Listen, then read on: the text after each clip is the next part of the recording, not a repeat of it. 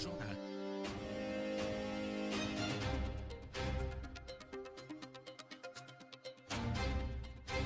19h sur les ondes de Radio Tunis, Chaîne Inter, le journal présenté ce soir par Mohamed Ali Cheib.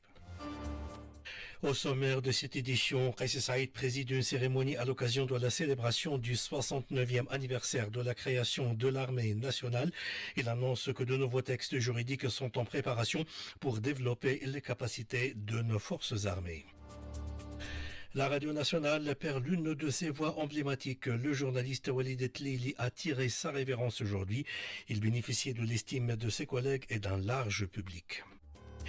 Lancement aujourd'hui de l'étude stratégique pour le développement intégré des rives du lac de Séjoumi. Objectif créer un espace intégré et attractif offrant une qualité de vie meilleure. Et dans le monde, Israël signe un nouveau crime de guerre. Au moins 80 Palestiniens sont tombés en martyrs au cours des dernières 24 heures, dont 56 attendaient de l'aide humanitaire. Israël et l'Iran assurent respecter le cessez-le-feu annoncé par Donald Trump. Israël qui affirme que tous les objectifs de la guerre ont été atteints et l'Iran qui assure avoir forcé Israël à cesser unilatéralement la guerre. Football, l'Espérance sportive de Tunis s'affronte cette nuit à Philadelphie les Anglais de Chelsea pour la 3e journée de la Coupe du Monde des clubs. Un match placé sous le signe de la victoire impérative. Madame, Monsieur, bonsoir. Kais Saïd a présidé aujourd'hui au Palais de Carthage une cérémonie à l'occasion de la célébration du 69e anniversaire de la création de l'armée nationale. Dans un discours prononcé à cette occasion, le président de la République a appelé à développer les capacités des forces armées. Il a souligné que de nouveaux textes juridiques sont en préparation, certains étant presque terminés, d'autres étant en cours de réalisation. Le chef de l'État a également évoqué les nombreux équipements qui ont été développés et fabriqués par des compétences tunisiennes. Il a également estimé qu'il n'est pas fortuit que les forces armées tunisiennes soient sollicitées dans le cadre des missions de maintien de la paix à travers le monde. Il a rappelé qu'il n'est pas non plus fortuit que les écoles et académies militaires tunisiennes reçoivent de nombreuses demandes de pays frères et amis afin d'y recevoir les meilleurs types de formation et d'accompagnement. Les femmes représentent aujourd'hui 36% du corps diplomatique tunisien. 11 d'entre elles dirigent des postes diplomatiques et consulaires à travers le monde, notamment aux États-Unis, en Inde, à Oman, à Belgrade et à Helsinki. Le ministre des Affaires étrangères, Mohamed Ali Nafti, l'a révélé aujourd'hui à l'occasion de la célébration de la Journée internationale de la femme dans la diplomatie. Le chef de la diplomatie tunisienne a assuré que ces statistiques illustrent bien la volonté politique de renforcer la place des femmes au poste de décision à la faveur du principe de l'égalité des chances défendu par l'État tunisien.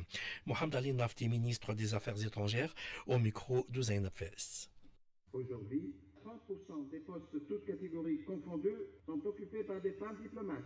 Il y a eu également une incontestable évolution dans le sens du renforcement de la présence des femmes dans le corps diplomatique qui compte actuellement 36% des femmes. Le nombre de femmes occupant des postes de chefs de mission continue d'augmenter. On compte aujourd'hui 11 femmes chefs de postes diplomatiques et consulaires dans les différentes régions du monde. Aujourd'hui, la Tunisie est diplomatiquement représentée par des femmes. Les progrès réalisés sont importants, mais il reste du chemin à parcourir pour renforcer la dynamique d'accès des femmes aux postes de responsabilité et garantir une participation pleine, égale et significative des femmes à la prise de décision et à la représentation dans la sphère diplomatique. En effet, pour rendre notre diplomatie sensible au genre, le ministère est parfaitement conscient de la nécessité urgente d'accélérer la formation adéquate et à l'initiation de nos diplomates, hommes et femmes, aux approches qui consolident ce choix au genre pour que tout le monde prenne en considération lors de la programmation des activités du ministère et au sein de nos postes diplomatiques consulaires l'égalité et les droits des femmes. La scène médiatique nationale est en deuil. Le journaliste Walid Etlili, voix emblématique de la radio nationale, est décédé aujourd'hui. Son départ a suscité une vive émotion parmi ses collègues, auditeurs et proches, tant son empreinte était forte dans le paysage radiophonique national. Walid Etlili s'était distingué par sa voix chaleureuse, sa culture profonde et son style d'animation unique. Il avait marqué les esprits avec des émissions populaires dont Azef al-Layl, Ahmed al-Alamin ou encore Ramadan mil'u qulubina. Sa manière d'aborder les sujets spirituels et culturels lui avait valu l'estime d'un large public. Que Dieu le Tout-Puissant lui accorde son infinie miséricorde et l'accueille dans son éternel paradis. Le ministre de l'Équipement et de l'Habitat, Salah Zouei, a annoncé aujourd'hui le lancement de l'étude stratégique pour le développement intégré des rives du lac de Séjoumi.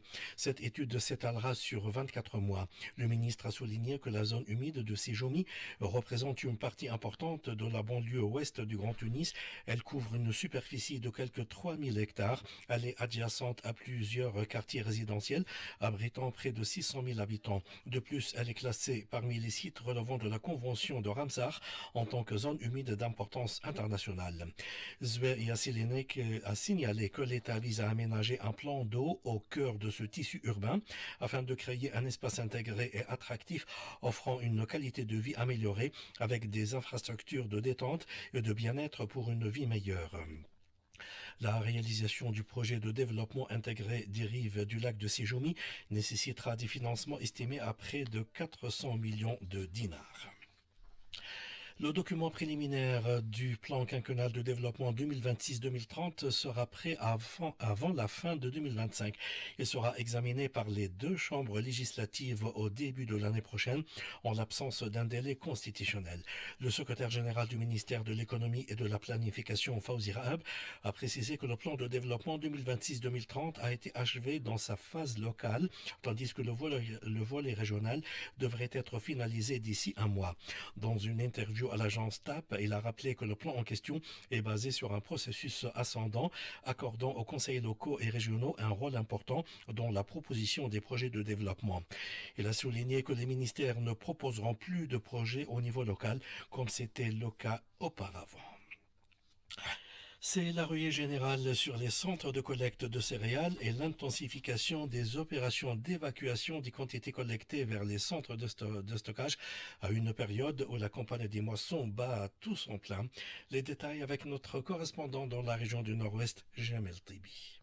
Depuis quelques jours, les centres de collecte sont en effet pris d'assaut par les céréaliculteurs qui s'empressent à livrer les quantités d'orge moissonnées avant la date butoir du 4 juillet pour le bénéfice de la prime de livraison rapide. Du coup, c'est l'encombrement des centres, notamment dans le gouvernorat de Célienne où la plupart des centres ont largement dépassé leur capacité d'accueil avec parfois plus de 200 voire 300% dans certains cas, ce qui a poussé les collecteurs et l'office des céréales à accélérer les opérations de transfert des quantités collectées qui avoisinent actuellement les 6 millions de quintaux. La situation est aussi similaire dans tous les autres foyers de production de céréales, en particulier avec l'entame de la moisson des blés tendres et du blé dur il y a près d'une semaine. C'est le gouvernorat de Belge qui tient la palme d'or des quantités collectées avec 1,2 million de quintaux, suivi par Célienne, Bizerte et Béja qui auraient déjà accompli près de 40% du travail de la moisson, tout comme encore dans les gouvernorats du Caisse, Zarouen et Gasserine. Une situation qui prélude à une bonne récolte céréalière estimée à près de 20 millions de quintaux globalement. À l'occasion du Nouvel An de l'Hégire, les agents de l'État, des collectivités locales et des établissements publics à caractère administratif bénéficieront d'un jour de congé. La présidence du gouvernement précise que ce jour de congé sera accordé soit le jeudi 26 juin, soit le vendredi 27 en fonction de l'observation lunaire et conformément au communiqué qui sera émis à cet effet par le Mufti de la République. Dans le monde, le carnage à huis clos se poursuit dans la bande de Gaza dans l'indifférence déconcertante de la communauté internationale.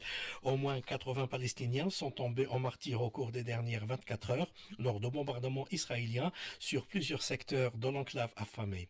La défense civile de Gaza a précisé que 56 de ces victimes ont été tuées avec des balles et des obus de char alors qu'elles tentaient d'atteindre des centres de distribution de l'aide humanitaire à Jabalia dans le nord de la bande de Gaza ainsi qu'à Rafah dans le sud du territoire. Par ailleurs, le comité international de la Croix-Rouge a annoncé qu'un de ses collaborateurs a été tué au cours des dernières heures à Rafah alors qu'il rentrait chez lui. C'est le 5e collaborateur de CICR tué depuis le début de la guerre génocidaire dans le territoire palestinien.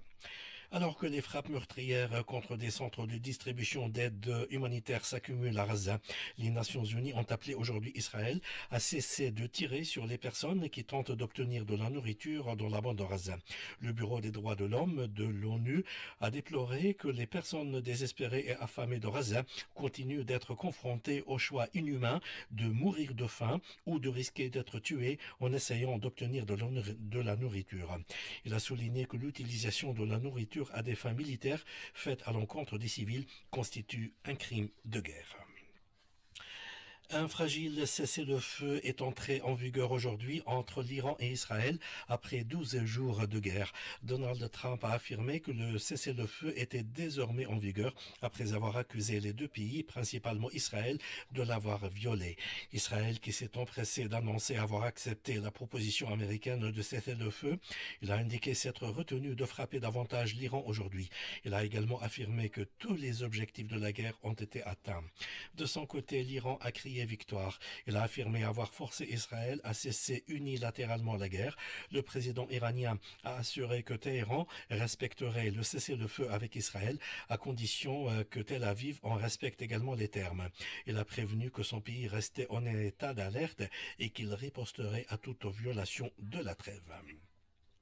Avant l'annonce du cessez-le-feu, 4 personnes ont été tuées à Bir Saba, dans le sud d'Israël, par un tir de missile iranien qui a détruit un immeuble.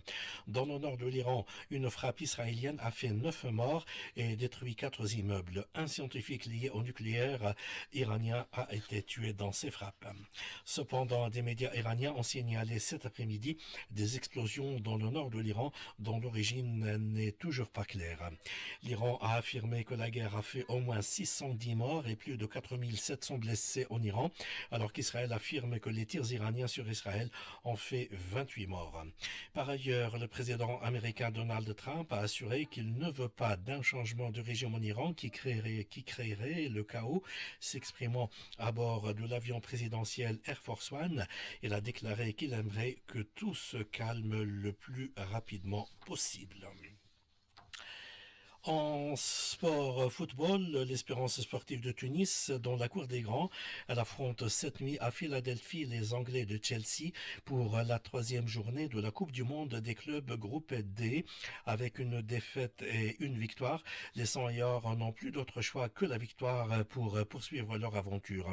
Dans ce groupe D, les Brésiliens de Flamengo sont déjà qualifiés et l'Espérance et Chelsea se disputeront le 2e billet qualificatif. Les deux équipes comptent 3 points, mais les Anglais occupent la deuxième place grâce à un goal average neutre contre -1 pour les Tunisiens.